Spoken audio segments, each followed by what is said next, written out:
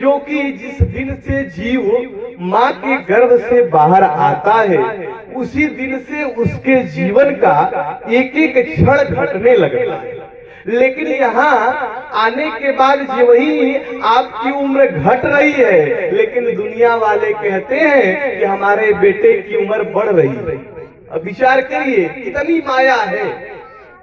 यहाँ नारायण के ने जो श्वास को दिया है वो हमारी श्वासें घट रही है, लेकिन दुनिया के लोग कहते हैं कि हमारा बेटा बढ़ रहा है। कितनी माया है। जिस प्रकार से जब जीव माँ के गर्भ में होता है तो वो नारायण से बात करता है। जो जीव होता है ना उससे परम पिता परमेश्वर से बात होती है और वो जीव भगवान से कहता है कि प्रभु हमको इस कष्ट से बाहर निकाल दो और मैं दुनिया में जा करके आपका भजन करूंगा, स्मरण करूंगा। वो जीव यही परमात्मा से निवेदन करता है, लेकिन वही जीव बाहर आता है और वो रोने लगता है, कहता है हे प्रभु आपने मुझे कहाँ भेज दिया, यहाँ तो सारे लोग माया में लिप्त है। वो जीव रो करके भगवान से कहता है और निवेदन करूं, जिस प्रकार से आकाश से जब बारिश होती है तो ऊपर से जो बूंदे आती है वो एकदम श्वेत होती है, एकदम सफेद, उसमें कोई दाग धब्बा नहीं होता। लेकिन जब वही वो पृथ्वी पर पड़ती है तो वो धूमिल और गंदा हो जाती है। उसी प्रकार से जब जीव माँ के गर्भ में रहता है तो निष्पाप रहता है, बिना मोह माया से दूर रहता है, लेकिन जब वही बाहर आता है वो रोने लगता है और कहता है हे प्रभु आपने कहाँ भेज दिया। बाबा की लेखनी उठी और गोस्वामी जी ने लिख दिया कि भूमि पर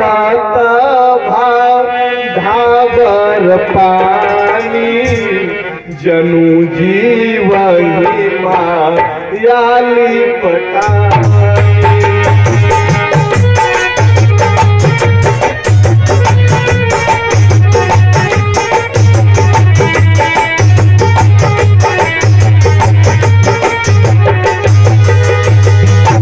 जब जीव बाहर आता है ना तो वो आकर के वो माया में लिप्त हो जाता है, लेकिन एक दिन सबको यहाँ से जाना है।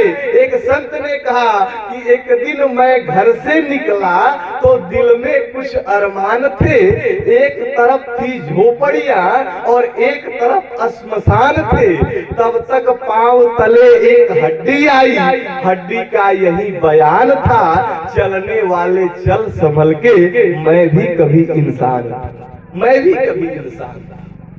जिस तरह कबीर बाबा ने कहा कि जिस तरह माटी को कुम्हार जो होता है वो खूब रगड़ करके उसको जब आकार देता है तो माटी कह रही है कुम्हार से कि माटी कहे कुम्हार से तुम क्यों रौदे मोहे, एक दिन ऐसा आएगा मैं रो दूंगी। एक दिन इस शरीर को मिट्टी में ही मिल जाना।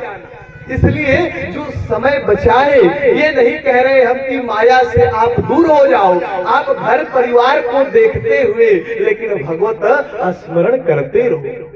यदि आप भगवान को भजोगे ना तो आपका कल्याण हो जाएगा। निवेदन करूं जिस जब भगवान श्री कृष्ण का जन्म दिवस आता है तो मैया यशोदा लेकर के कृष्ण भगवान को जाती है और यमुना में दीपदान करती है। माँ यमुना के किनारे यमुना के जल में दीप प्रज्वलित करके घी की छोड़ती है। अच्छा आज तो परंपरा बदल गई, आजकल तो जन्मदिन का जो उत्सव मनाया जा रहा है वो केक काटा जाता है, केक, और उस केक में जो मोमबत्ती जलाई जाती है तो उसको आप सभी लोग देखे होंगे, लोग उसको मुंह से बुताते हैं, फूंक करके उसको बुता करके केक को काटते हैं।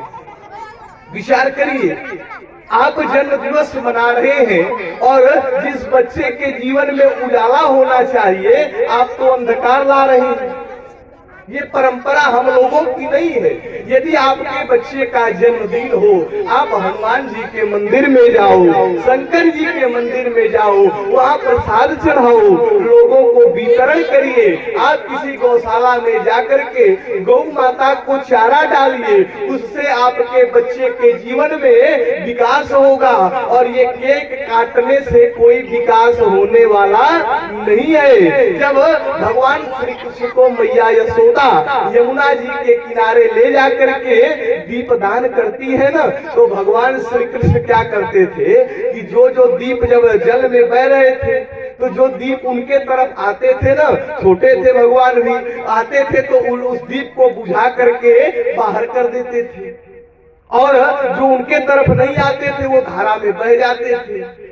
मैया यशोदा ने कहा, अरे कन्हैया, तुम ऐसा क्यों कर रहे हो कि अपने तरफ जो दीप आ रहे हैं उनको बाहर कर दे रहे हो, और जो बाहर दूर जा रहे हैं उनको नहीं छू रहे हो। उस समय भगवान श्री कृष्ण ने कहा, मैया, जो जीव हमारे तरफ आएगा उसको तो मैं निकाल करके भवसागर से बाहर कर दूंगा, और जो हमसे दूर चला जाएगा उसकी मैं गारंटी नहीं लेता। जो हमसे दूर जाएगा उसकी कोई गारंटी नहीं है। भगवान ने कह दिया कि सन्मुख होई अजीव मोहि जाबाही, जन्म कोटि अघ नासहि धावै।